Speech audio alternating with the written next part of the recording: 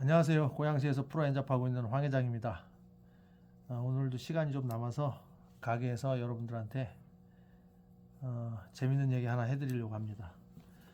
이제 제가 여러분들한테 술 담배 하지 말고 웬만하면 상가 사라고 이렇게 말씀을 드리는데, 만약에 이제 상가를 사서 이렇게 계속 꾸준하게 이제 운영을 하다 보면은 이런저런 에피소드부터 뭐 법적으로 대응해야 될 일도 가끔 생깁니다. 그건 제가 봤을 때 0.1% 정도 생겨요.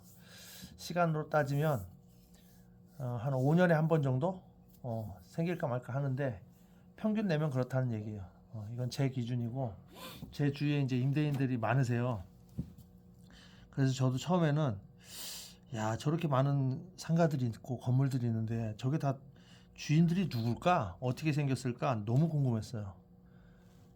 근데 제 주위에 있는 분들 중에 이제 일부들이 임대인이시더라고요. 그 중에는 정말 상위 0.001%를 가지고 계신 분도 계세요. 제가 이제 임대인으로 이렇게 하다 보니까 작은 상가는 그런 게 없는데, 큰 빌딩 같은 경우는 어, 관리가 잘 된 곳일수록 1년에 한 번 정도는 정기적으로 이제 임대인들 모임을 해요. 이제 예산에 대해서 보고도 하고, 또 그 과정에 대해서 설명도 하고, 그 다음에 임대인들의 어떤 그 사인도 필요하고 이러기 때문에 관리소에서 주최를 합니다. 이제 그런데 가보면은 확실히 이 그 공부 잘하는 사람들이 임대인이 많기는 해요. 의사들이 제일 많은 것 같아요. 제 주위에는 의사, 성형외과 의사, 산부인과 의사, 뭐 피부과 의사, 내과 의사, 이제 의사가 제일 많고, 그다음에 이제 변호사, 그다음에 이제 회계사, 뭐 이렇게 사자들이 아무래도 이제 어, 임대인들이 많고, 또 이제 대형 학원 원장님들 이런 분들 많으시고, 그래서 이렇게 우리 주위에 계신 분들이에요. 주로 이제 임대인들이. 그 중에 이제 제가 제일 이제 상중하로 따지면 하인데, 제가 이제 이런저런 얘기도 듣고 제가 또 겪은 걸 이렇게 이제 에피소드 겸해서 이제 말씀을 드리면, 뭐 임대인으로서 오히려 이제 예를 들어서 즐거움이나 긍정적인 측면이 99.9%고, 0.1% 정도는 아까 말씀드렸다시피 한 시간으로 따지면 5년에 한 번 정도 겪을 수 있는 일들이 발생하는데, 어떤 일들이냐, 이제 결론적으로 말씀드리면 해결 못할 일은 없습니다. 일단 법적으로 가기 전에 협의와 합의를 통해서 다 해결은 됩니다. 그러니까 걱정은 안 하셔도 돼요. 그리고 어, 갑과 을이 있어요. 분명히 말만 안 할 뿐이지. 그렇기 때문에 갑의 위치에서, 임대인의 위치에서 다 해결이 됩니다. 그러면 이제 그동안 어떤 일들이 있었는지 잠깐 이제 한두 개 소개를 해드리자면, 어,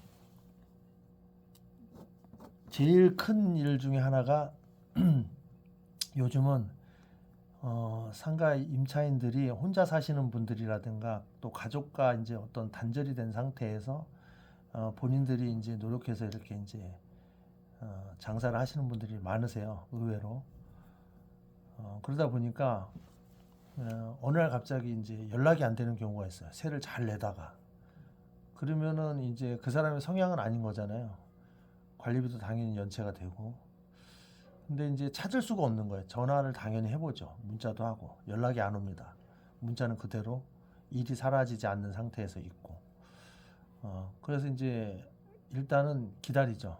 보통 얼마를 기다리느냐? 그렇게 되면 3개월을 일단 기본적으로 기다립니다. 왜냐하면 3개월이 넘으면 어, 임차인의 어떤 권리를 박탈할 수 있는 권리가 임대인한테 생기기 때문에 법적으로 명도를 할 수 있는 권한이 생깁니다. 그 전에 이제 절차를 밟기 위해서는 꾸준하게 그 사람한테 접촉을 하려고 하는 시도가 있어야 돼요.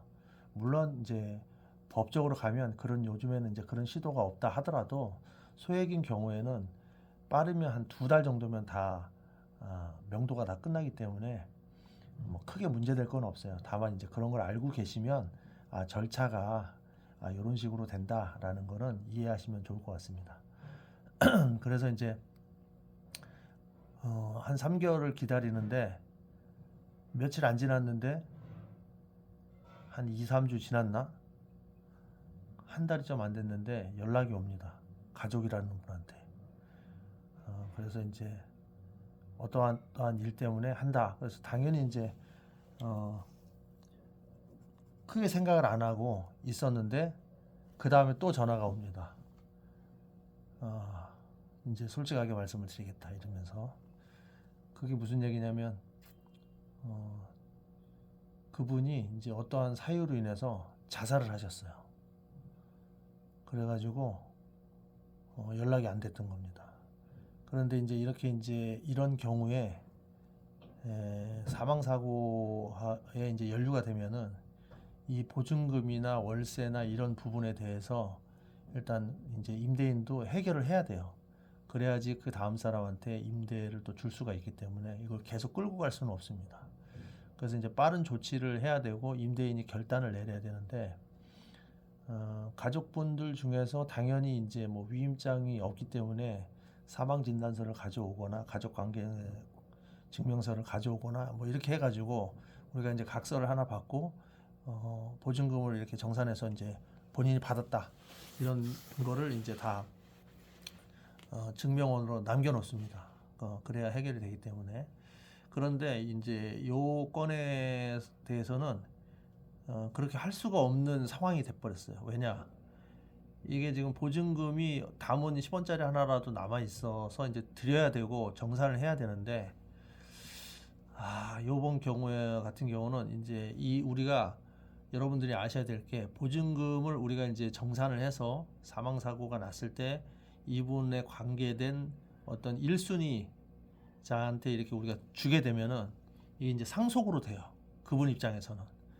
그러면은 이제 이 사람이 뭐 어떤 빚이 없고 재산이 있고 그러면은 당연히 그 사람이 상속을 받겠죠. 그러나 사망 이후에 또는 그 전에 어떤 그 1순위 상속자로부터 이 사람이 빚이 많고 어떠한 사유로 인해서 상속 포기를 하는 경우가 있어요. 그러면은 이 보증금을 받질 않습니다. 이 사람이.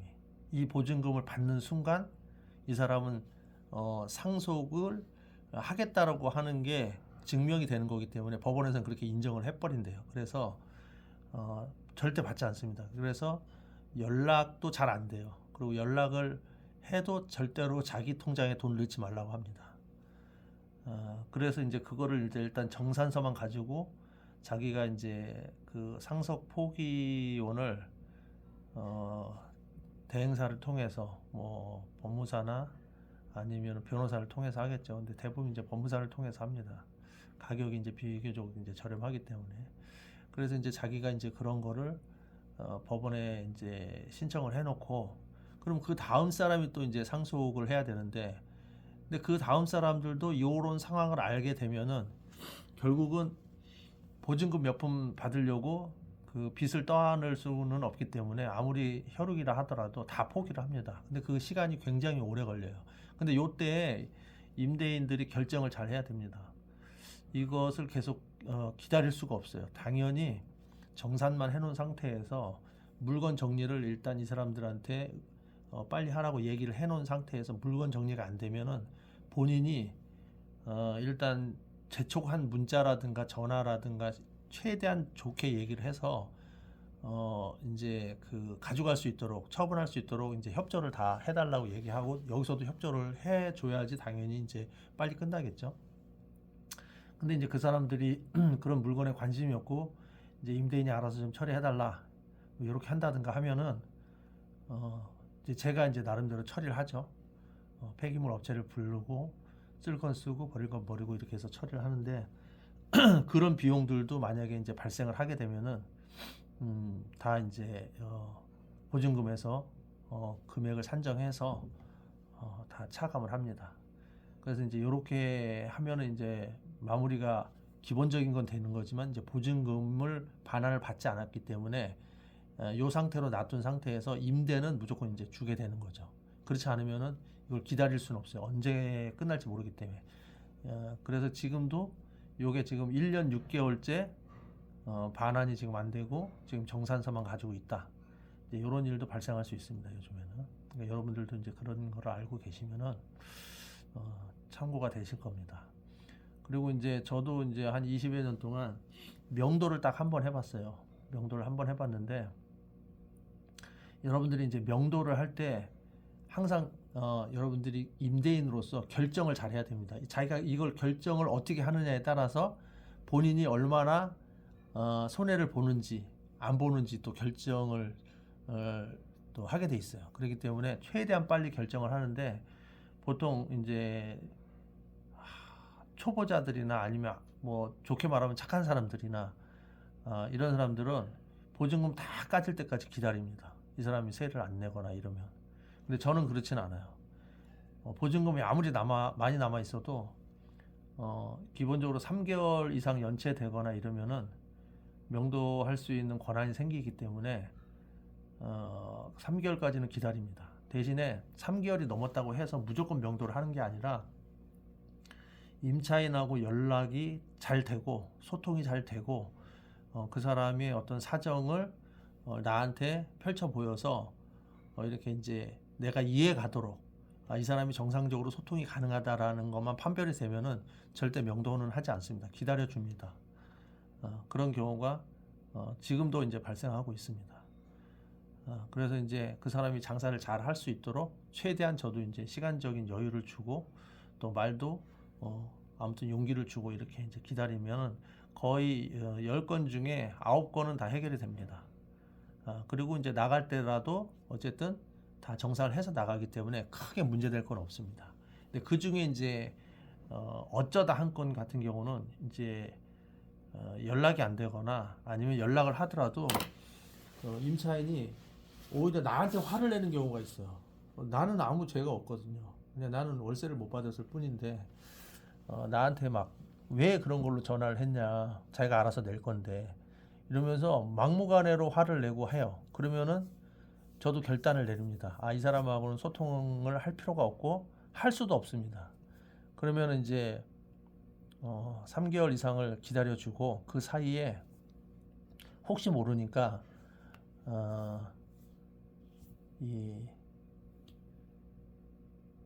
제가 이 사람한테 어떤 돈을 받으려고 했다는 노력을 증명을 이렇게 해야 돼요. 저도 혹시 모르니까 물론 법원에 가면은 그거를 내가 이렇게 했다는 기록이 있든 없든 연체가 되면은 당연히 판결이 임대인한테 유리하게 당연히 나죠. 근데 혹시 모르니까 금액이 크면 또 작더라도 여러분들은 내가 이 사람한테 돈을 받으려고 했다는 노력, 문자를 보내고 이렇게 받으려고 했는데 이 사람이 안 줬다는 거를 가지고 계시는 게 좋아요. 그래서 임차인들이 모르고 계시는 게 있는데 내가 이제 예를 들어서 어떤 시점에서 돈을 달라고 하거나 전화를 하거나 문자를 남기는 거는 사실은 이제 물론 돈을 받을 목적도 있지만 나중에 이제 그런 후가가 발생하기 때문에 그런 증명원으로서도 기록을 남겨야 되기 때문에 내가 그런 작업을 하는 거거든요.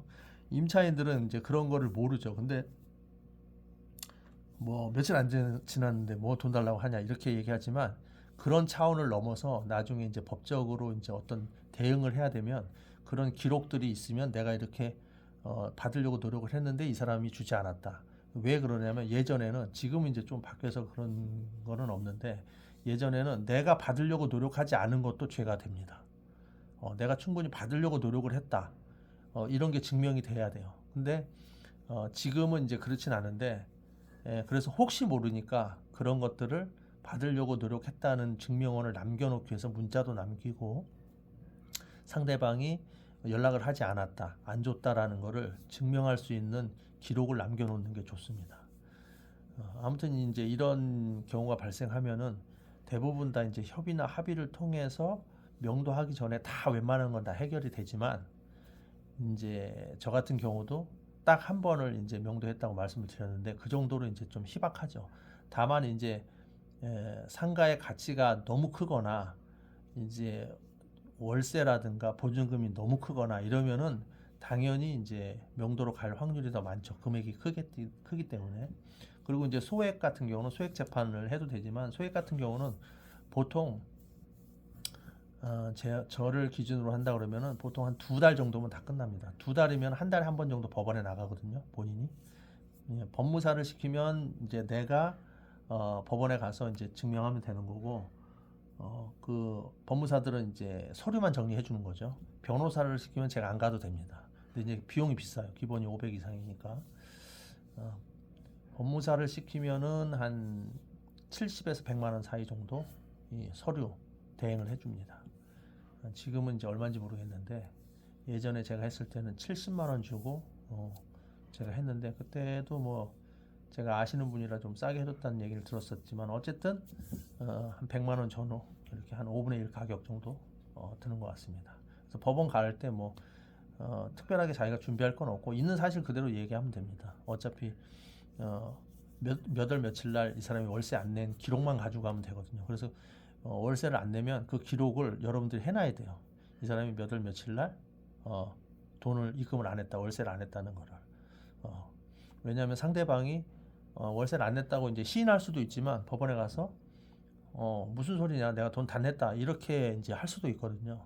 근데 그 말만 해가지고는 또 안 돼요. 그래서 여기서 증명원을 이 날짜 이 날짜 이렇게 안 들어왔다라는 거를 얘기해주면은 더 빠릅니다.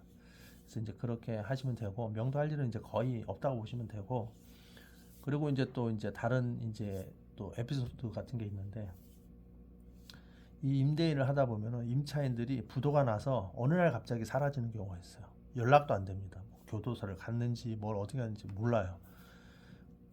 근데 이거를 사람을 찾아서 명도를 하거나 뭐 할 때 이거를 결정을 해야 되는데 이게 금액이 작고 이러다 보면은 이거를 사람을 찾기까지 시간도 많이 걸리고 그다음에 할 일도 많아요. 그래서 그냥 저 같은 경우는 지금은 이제 어떻게 하냐면 그런 일이 발생하진 않지만 만약에 발생을 한다 그러면은 그냥 그 폐기물 업체를 불러서 다 사진만 찍어놓고 동영상이나 일반 사진을 찍어놓고 다 폐기물 업체를 불러서 다 물건을 다 뺍니다. 그래서 임대를 일단 줘요. 상대방이 나한테 이제 법으로 하라는 뜻이죠. 내가 법으로 안 하고 본인이 나한테 법으로 하라. 그게 더 제가 봤을 때는 더 빠르거든요.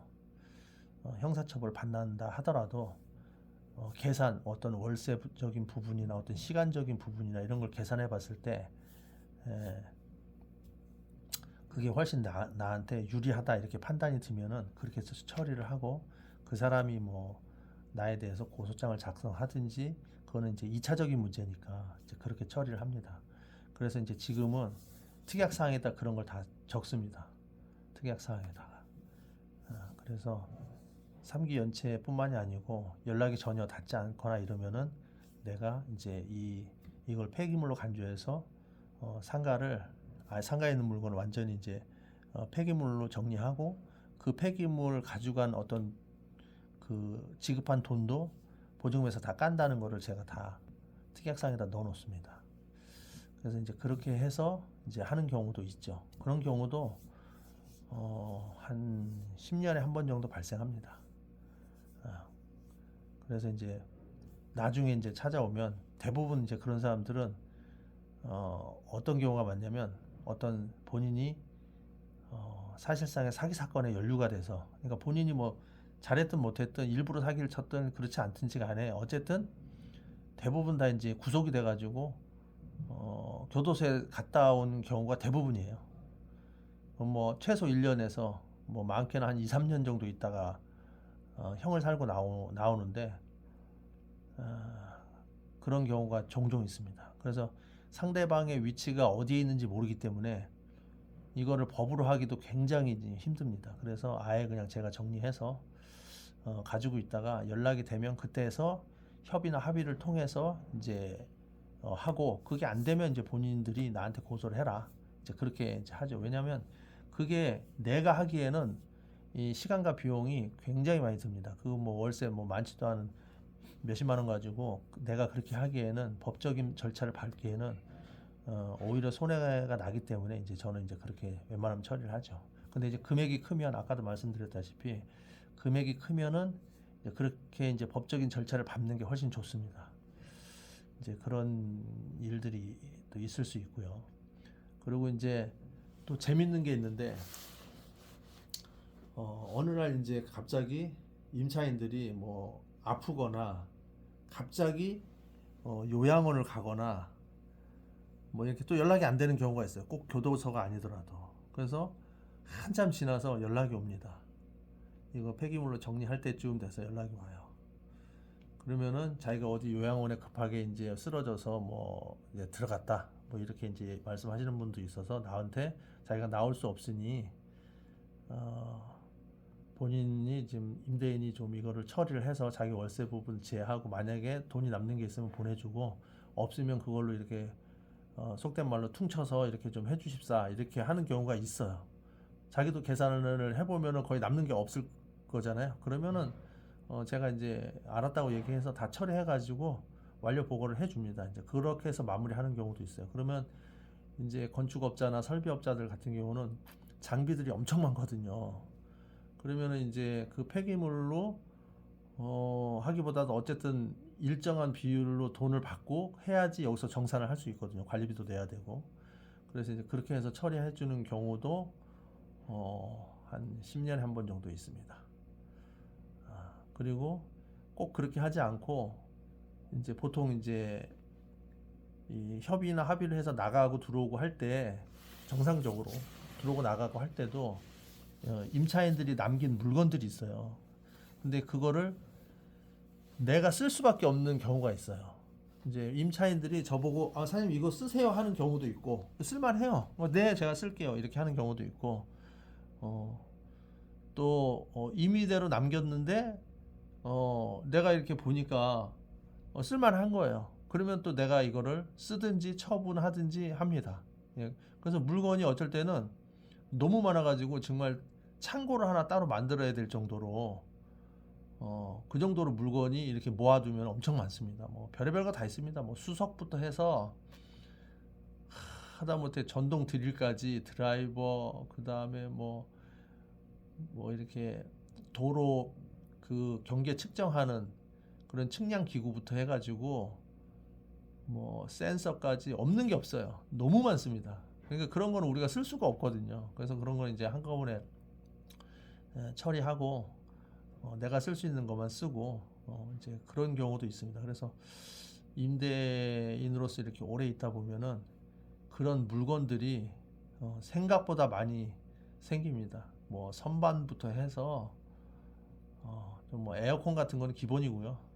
근데 에어컨 같은 건 어차피 놓고 가면 그 다음 사람 임차인이 써도 되니까 뭐 상관은 없는데 이렇게 이제 움직이는 이동할 수 있는 물건 중에 이제 그런 것들이 많이 생긴다는 거. 그래서 이제 나름대로 재미는 있어요. 그러니까 좋은 일이 더 많은 거죠. 어떻게 보면 안 좋은 일보다. 그리고 안 좋은 일도 다 해결할 수 있다는 거. 그래서 여러분들이 이제 임대인이 되시면은 그런 일이 있다 하더라도 절대 겁먹지 마시고 다 해결되는 겁니다. 해결 안 되는 건 없어요.